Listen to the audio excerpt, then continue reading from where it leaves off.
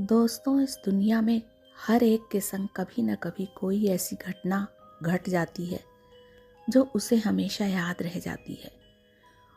और वो घटना जब जब उसे याद आती है तो सिहरन सी हो जाती है और वो उस पल को याद करने में डरने लगते हैं। तो आज की कहानी गौरी नाम की एक लड़की की है। ये उसके साथ भी एक ऐसा अजीब सा वाकया हुआ था। तो जब भी वो याद करती है उसे, तो हमेशा उसके रोंगटे खड़े हो जाते हैं।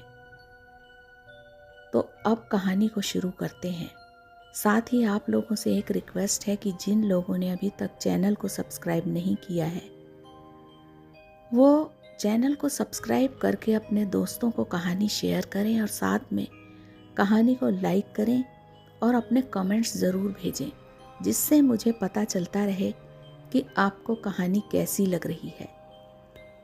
तो चलिए अब कहानी का रुख करते हैं। कहानी गौरी नाम की एक लड़की की है। एक दिन शाम को वो अपने कमरे में बैठी पढ़ रही थी। तभी उसके पापा ऑफिस से आए और उन्होंने कहा कि मेरी अगले हफ्ते 2 दिन की छुट्टी है और मैं चाहता हूँ कि हम लोग कहीं विद फैमिली घूमने चलें। तो कहीं आसपास के इलाकों में ही जाएंगे, क्योंकि 2 दिन ऐसी जगह जाएं जहाँ पे टाइम कट जाए। तो हम लोग डिसाइड करते हैं कि मसूरी पास में है और मसूरी चलते हैं। वहाँ रहने के लिए 2 दिन काफ़ी होते। अब अगले हफ्ते हम लोगों ने तैयारी करना शुरू कर दिया और वो दिन भी आ गया जब हम जाने को तैयार हो गए। करीब 4-5 घंटे के सफ़र के बाद हम लोग मसूरी पहुंच गए। ये बहुत सुंदर जगह थी और एक छोटा सा हिल स्टेशन है। यहाँ पर बहुत चैन और सुकून से कुछ समय गुजर जाता है। तो कहने का मतलब ये है कि यहाँ पर 2 दिन काफ़ी होते हैं घूमने के लिए। माइंड बिल्कुल रिफ़्रेश हो जाता है। खैर, हम लोग होटल में आके रुक गए और अगले दिन का डिसाइड करने लगे कि हमें कहाँ जाना है। फ़िलहाल शाम को तो हम लोग इधर उधर आसपास के इलाके में घूम लिए। मौसम बहुत सुहाना था। हल्की हल्की बारिश का, यानी कि आसमान में बादल घिरे हुए थे। तो बारिश का मौसम था और बहुत सुहाना मौसम लग रहा था। अब हम अगले दिन सोचते हैं कि हम कहाँ जाएं। तो वहाँ के एक लोकल से बात की तो उसने कहा, आप कुछ जगह उसने ऐसी बताई जो आसपास की थी। हम लोग चल दिए और 2-3 पॉइंट देखने के बाद मैं फ़ोन में सर्च कर रही थी कि और कौन सी जगह देखी जाए। तो मुझे एक जगह नज़र आई जो शायद हमारे आगे रास्ते में पड़ने वाली थी। ये थी देहर माइंस, यानी कि चूने की खदानें, जहाँ पर पहले कभी चूना पत्थर निकाला जाता था। और इसके बारे में भी कुछ हॉन्टेड स्टोरीज़ हैं जो मैंने पढ़ी थी। तो मैंने पापा से कहा, पापा देहर माइंस देखने चलते हैं। पापा ने कहा, वहाँ क्या है? तो मैंने कहा, मैंने सर्च किया था और ये पता चला था कि वो जगह हॉन्टेड है। वैसे पापा ये बात जानते थे कि मुझे हॉन्टेड कहानियों में, फिल्मों में और हॉन्टेड जगह घूमने का बड़ा शौक़ था। खैर, पापा कहने लगे चलो चलते हैं, और उन्होंने ड्राइवर से कहा कि देहर माइंस की तरफ ले चलो। तो हम लोग देहर माइंस पहुंच गए। वो एक ढलान वाला रास्ता था, चारों तरफ पहाड़ियाँ थीं और रास्ता ऊबड़ खाबड़ था। हम लोग उतरते हुए नीचे पहुँचे तो नीचे ऐसा कुछ नहीं लगा कि कुछ भी डरावना हो, लेकिन हाँ, एक जगह निगाह पड़ते ही वो जगह थोड़ी वीरान लगी, क्योंकि वहाँ पर खंडहर था और शायद वो ही माइंस थी जहाँ कभी लोग काम किया करते थे और ये जगह गुलजार रहा करती थी। मैं वहीं पर घूमने लगी। पापा और मम्मी भी इधर उधर घूमते रहे। मेरा भाई साथ था, वो उनके साथ था और हम लोग घूमते रहे। मैं चलते चलते आगे बढ़ने लगी। यहाँ पर सन्नाटा बहुत था, कहीं कुछ भी सुनाई नहीं दे रहा था, बस हम लोगों के पैरों की आवाज़। अब तो मम्मी पापा पीछे रह गए थे, सिर्फ मैं ही अकेली बढ़ती जा रही थी। चलते चलते मैं फील करने लगी कि यहाँ पे कुछ अजीब सा लग रहा है और जगह ऐसी लग रही है जैसे एक मनहूसियत टाइप की होती है वो।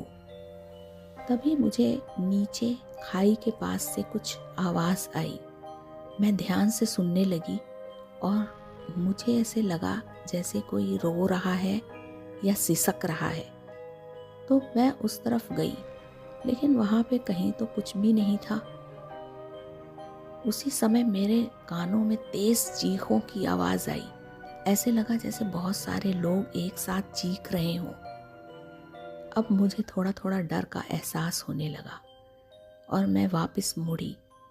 वापस मुड़ के मुझे उस खंडहर की दीवारें बस नज़र आ रही थी। उसी समय मैंने देखा उस खंडहर की दीवार पे एक बड़ी सी परछाई दिखाई दे रही है, लेकिन दूसरे सिरे पर देखने पे वहाँ कुछ भी नहीं था और वो परछाई धीरे धीरे बड़ी होती जा रही थी। लेकिन ये परछाई थी किसकी, मुझे कुछ समझ में नहीं आया। खैर मैं वहीं खड़ी देखती रही। फिर 2-3 परछाई और दिखाई देने लगी और इसके बाद तो बहुत सा सब एक में घुल मिल गया। यानी ऐसे लग रहा था बहुत से लोग खड़े हैं और उनकी परछाइयाँ लंबी होती जा रही हैं। मुझे बहुत डर लगा। मैं आगे बढ़ना चाह रही थी, लेकिन मेरे कदम आगे बढ़ ही नहीं पा रहे थे और धीरे धीरे सिसकने की आवाज़ भी तेज होती चली गई। खैर मैंने बहुत हिम्मत जुटाई और आगे बढ़ी।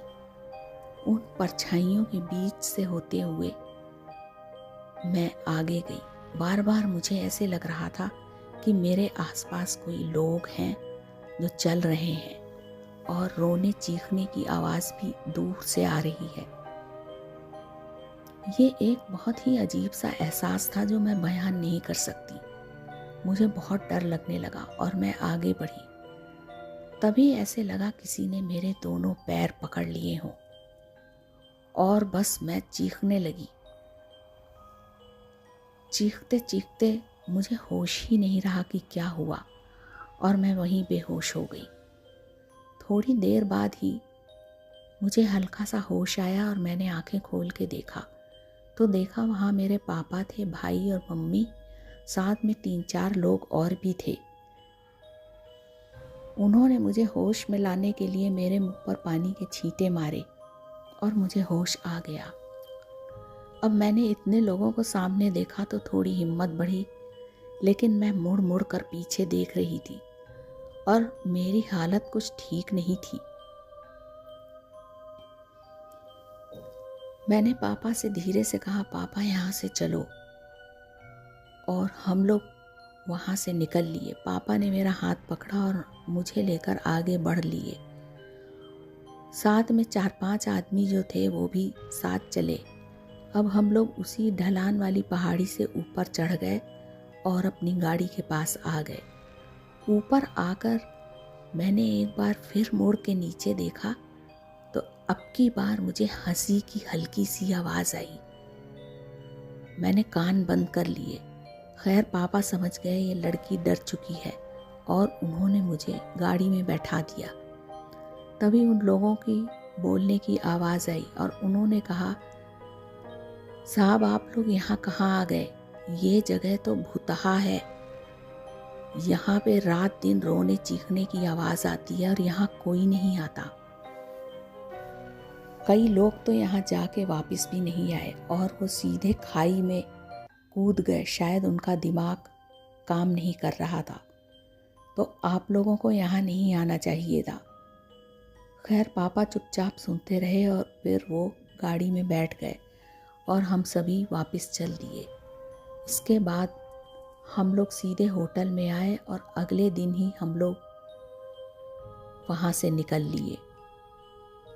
अब अपने घर पे आके मुझे बार बार एक अजीबोगरीब एहसास होता जा रहा था। ऐसे लगता था कोई मुझे परेशान करने पे तुला है, यानी मुझे अजीब अजीब सपने आते और मेरा सर हमेशा भारी रहता। शायद मुझ पर बहुत ज़्यादा असर हो गया था। खैर, मैं वो घटना अब भी याद करती हूँ तो मैं बहुत डर जाती हूँ और मुझे लगता है कि कुछ जगह वाकई में बहुत हॉन्टेड होती हैं। और सुनने में ये भी आया था, जैसा कि मैंने पढ़ा था, कि देहर माइंस में कभी काफ़ी लोगों की डेथ हो गई थी। शायद वहाँ के पत्थर से या केमिकल रिएक्शन से या कुछ ऐसा हुआ कि सब खांसने लगे और खांसते खांसते ही उनकी डेथ हो गई। तो ये एक बड़े पैमाने पे डेथ हुई थी। उसके बाद वो जगह वीरान हो गई और अब वो एक हॉन्टेड प्लेस बन गया है। तो दोस्तों, ये कहानी गौरी की थी, जिसने ये महसूस किया कि कुछ जगहें ऐसी होती हैं जहाँ पर कोई दूसरी शक्ति रहती है और वो अपने होने का एहसास करा देती है। तो अब मैं कहानी को यहीं ख़त्म करती हूँ। उम्मीद है आपको अच्छी लगी होगी। अब अगली एक नई कहानी के साथ फिर हाजिर होंगी। तब तक के लिए मुझे इजाज़त दीजिए।